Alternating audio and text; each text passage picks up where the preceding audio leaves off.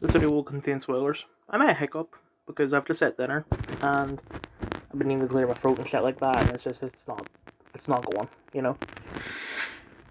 Also, something I forgot to mention in my Nora review that I thought was weird was the fact that during that bit, like from 40 minutes afterwards, they go around a bunch of restaurants asking where Honora's husband went. Every single person they talk to speaks Russian, and it's weird.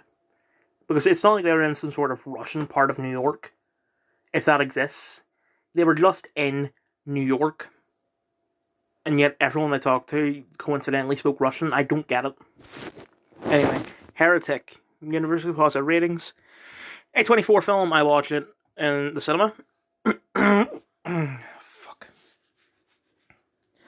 I know I shouldn't be trying to clear my throat because, hiccup, but it needs to happen, you know. Hugh Grant, Topher Grace, probably the only people I recognise. Hell, didn't even know that there was this many people in the film. Obviously, this being an A24 film, I kind of thought that what was going to happen was, no matter how this ends, A24 will still push it as like an anti-Christian film. But no, that's not what it ended up being. It's actually sort of like a do whatever you want film, which I'm glad about. Because Hugh Grant's character sort of picks into the flaws of Christianity. And I was thinking, you're going to do that, but you're not going to dig into the flaws of all the other religions. And I get that, he's speaking to Jehovah's Witnesses and not the Muslim or Jewish equivalent to those people, if they exist. But it's just, I am tired of the Christian bashing, even though I'm not Christian.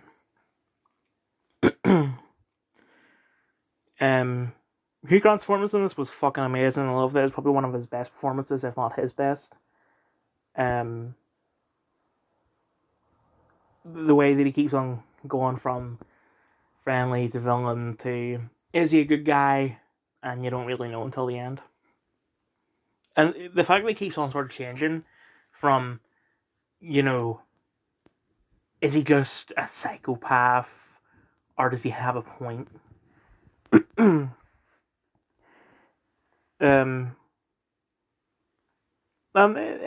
It was quite thought-provoking. I didn't know about, like, how Monopoly was stolen from someone else, or how Radiohead, Creep is possibly, like, the instrumental is stolen from another song, and how Lana Del Rey,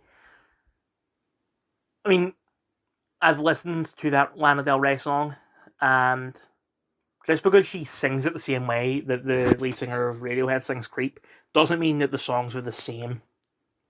So I disagree on that, but I do see how it is similar.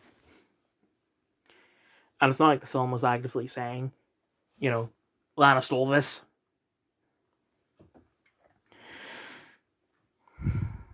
I don't actually know what to say.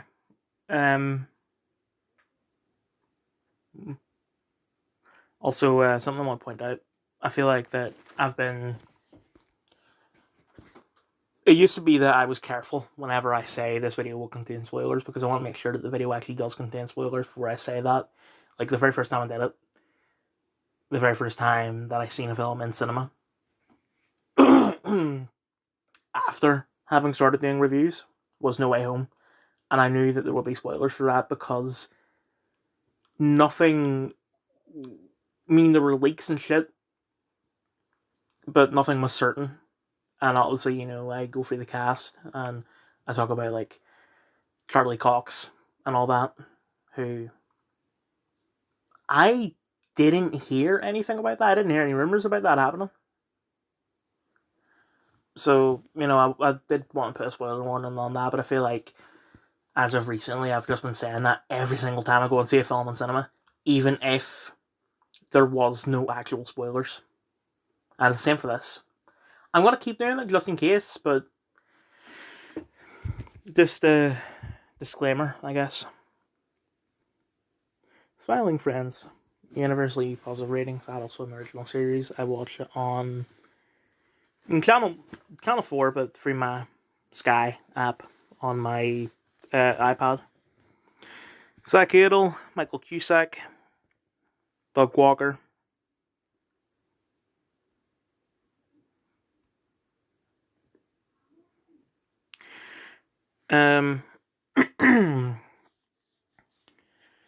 I did not want to get into this because I was aware of it being a show created by two YouTubers. I mean, I think Michael Cusack was a YouTuber, I'm not too sure. But I know that Zach definitely was because he did Psychic Pebbles, and he also was... He did, like, Oni NG's Let's Play series. I don't watch him, so I don't really know what's up with that, but I know that he's on that. The way that I see it, if you want to be an actor or something like that, quit YouTube. Like, if we take someone who is an actor and tried to do YouTube, people like Will Smith and Jack Black, their YouTube careers didn't work out. And then if you take someone who is a YouTuber, sorry about that. If you're a YouTuber, let's take Aaron Hansen for example, and you want to become an actor, then as I said earlier, quit YouTube. He had a guest role in an episode of Rick and Morty, and he played a main role. He played the door in the Owl House. And yeah, like, it's not... I don't mean... I don't mean quit YouTube at... I don't mean quit YouTube as in you can't get a balance. There is no balance. There is a balance, but it's just... I don't like that mix, if you know what I mean, of YouTube and sort of offline stardom. Like, take the Paul brothers acting, Logan was in an episode of Law and Order SVU, Jake was in some Disney Plus, or not Disney Plus, Disney Channel sitcom. And it's just, it is cringe as fuck. At least with Zach, he, as far as I know, he quit YouTube. Or at least just doesn't do anything anymore. There hasn't been an upload on Psychic Pebbles since like 2017, I think. And he did do a podcast, but that podcast seems to have stopped as well. I don't know if he still does Only Plays.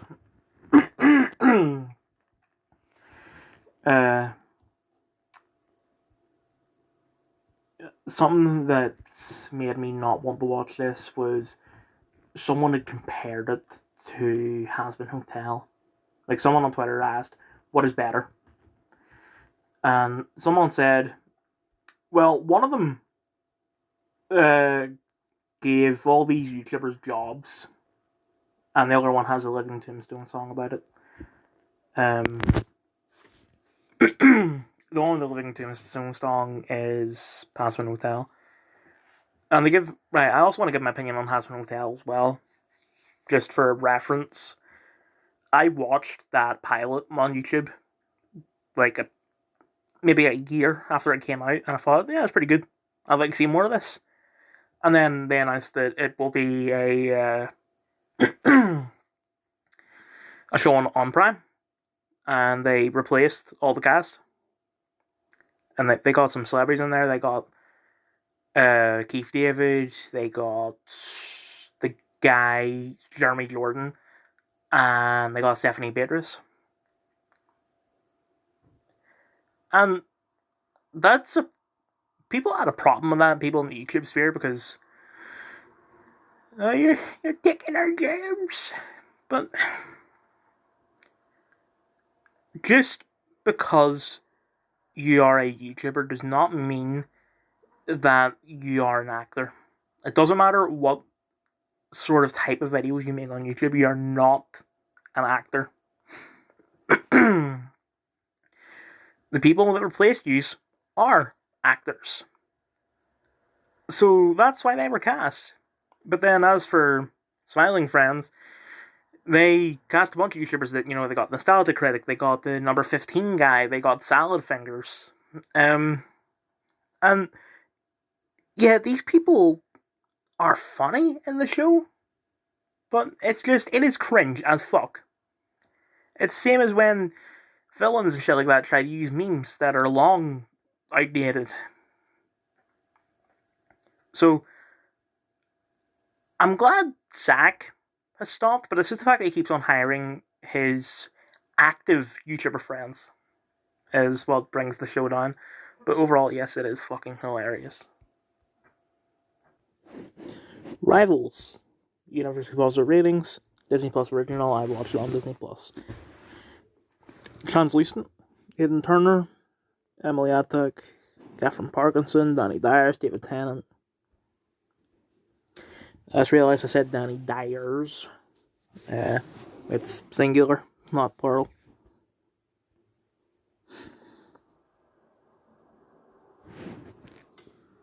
Sorry, just moving my phone. I'm recording this while lying down. I don't think I've ever done that before. I've seen 2 episodes and I'm like 10 minutes into the third episode, maybe 20. And so far, I gotta say, pretty good. I first heard about the show because I started playing the ad for it in the cinema. And I thought, this looks like something that's up my alley. Even though it's probably going to be like, everyone's bisexual, everyone is fucking literally everyone. That's not what's happening. Like, the trailer for it really doesn't tell you anything at all. Like, I can't really describe the trailer, but you can tell that there's a rivalry, but you can't tell that, like, television is a big part of it. And I'm guessing that the book had the moral of, television is corrupting people like this.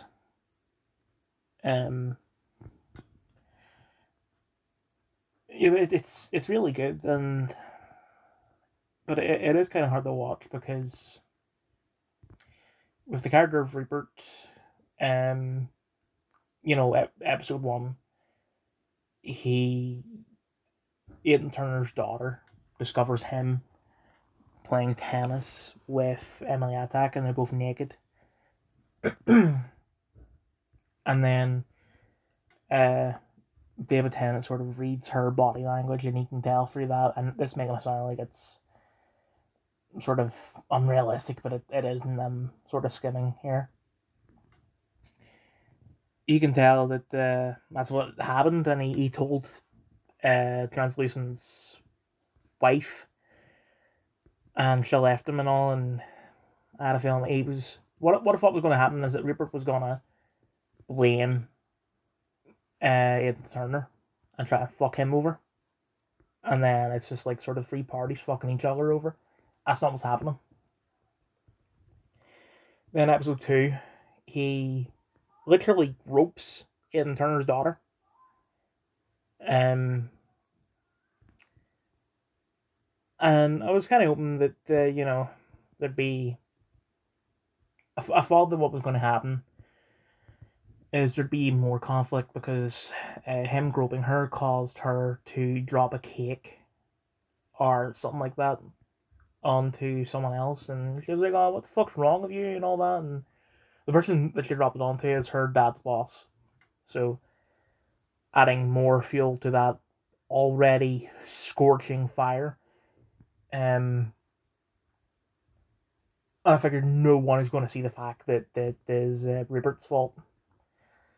But no, now people saw and they realized what had happened.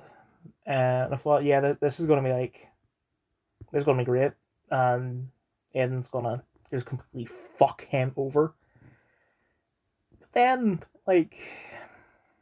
at the point I'm at in the episode 3, it kind of seems like his daughter's gonna sort of come around and be like, yeah, I forgive you and all that. In fact, let's do it, and that I'll get more into this in the Terrifier review. I'm gonna set up.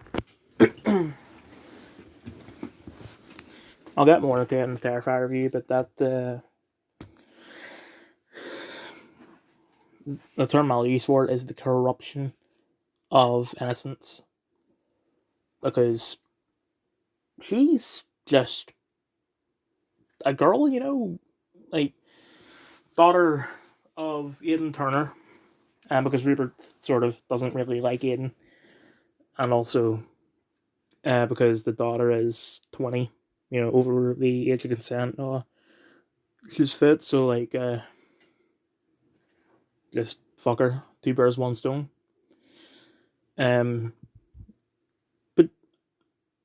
she doesn't really seem like a sexual person, so that's what kind of like makes it not feel good to watch it. Yeah, I'll do the Terrifier review now. Terrifier 2, mixed ratings. I watched it on Tubi. Directed by Damien Leone. Starring David Howard Fortin, Warren Levara.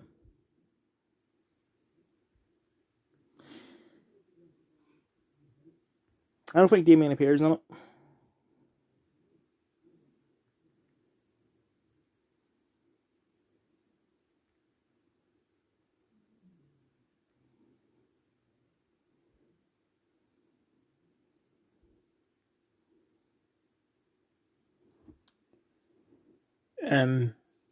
This is the worst film in the trilogy, in my opinion.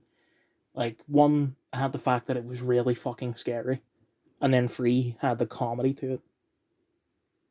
And this does have the comedy to it, but it's not as much, because at least with 3, first half, maybe 3/4 of the film is just cutting back and forth between Sienna fucking about and then Art killing people in funny ways. But the majority of this film is just Sienna fucking about. It doesn't cut to Art killing people in funny ways as much in this film as it does in the third film. I think it only happens like twice.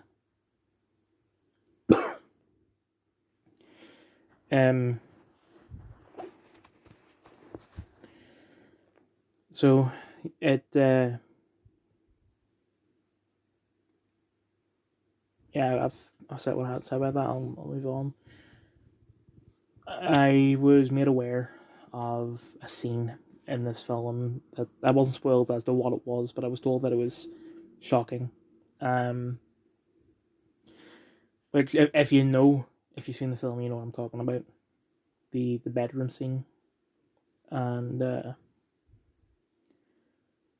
because what had happened was that I seen the third film in cinema with Ben Man, Dylan, and Ginger, and then all of us, bar Dylan, and also Harry, had seen the first film on Tubi. Harry had seen the first 2 already on Tubi, and he wouldn't rewatch them with us since we enjoyed the third film.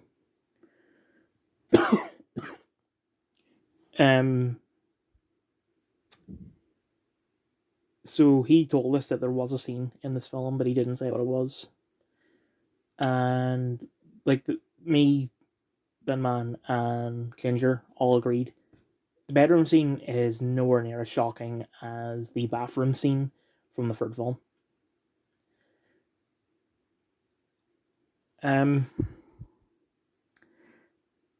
So I seem to be the only person that enjoyed it, because I actually quite enjoy the story. Everyone was like, "Oh, it's so confusing and it's boring," and I will admit it's kind of thrown together, and there's not a lot of glue to it, if you know what I mean. But it just I like it, and it doesn't confuse me, even though I seen it in the wrong order. Like, we seen the third film, and like we don't know what the fuck's going on. We didn't know there would be fantasy shit to this. Like we knew there'd be hell. Well, we didn't know there'd be hell, but we knew that Art wasn't human. Um, but with, I mean, especially in the third film with Sienna, like, it's sort of her destiny to defeat Art because her dad read it or something like that. It it's not perfectly clear, but I do quite understand it. Everyone else like, oh, it's so confusing. I understand it, and I'm all for it, to be honest. Even though it was just sort of thrown together. Um, I didn't like the fact that they had that kid. Like, first off, she was just a hallucination in Art's head, and then all of a sudden, I don't think we give his name here, but you know, the brother, Sienna's brother, could see the kid, and then Sienna could see the kid, and we're like, well, we haven't seen Victoria yet. Maybe this child will become Victoria or something like that. And there was a scene where the child like gouged her eyes out, and we thought, okay, yeah, this is her becoming Victoria.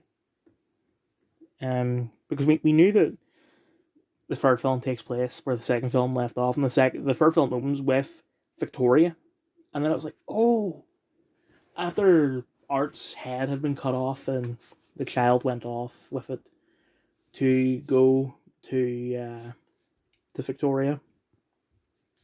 That's when we were like, oh, right, this is what's going to happen. And that explains why there was an umbilical cord attached to Art at the start of the first film. I didn't know what that was, and to be honest, it just kind of reminded me of the Founding Titan from AOT. It's fucking disgusting, and it is just sort of sequel bait. Like, that child only exists just to give a reason for why Art survives. That is all it is there for. But to be honest, I think they could have just not had that child there, and just have it that he like, I guess, respawns uh in the asylum, because the lore doesn't have a lot of glue to it anyway, so you can do really whatever you want.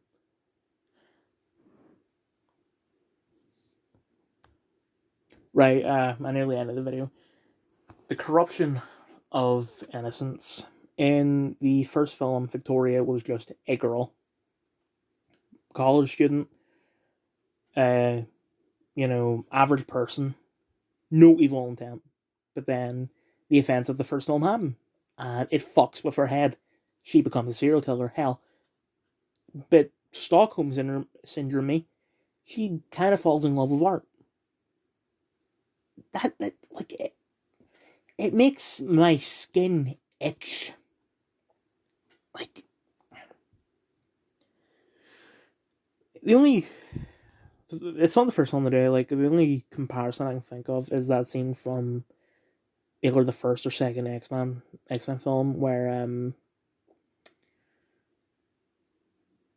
they made uh William Stryker a mutant, and even though I hate William Stryker because he has a company as a villain, it just like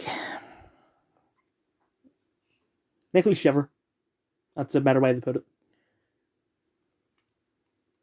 I'm not saying that it's bad writing or anything like that. It's not.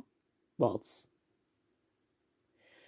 not the worst, and it can be done well. And like in the case of X-Men, but it's just it feels bad to watch. That's not to say that it is bad overall.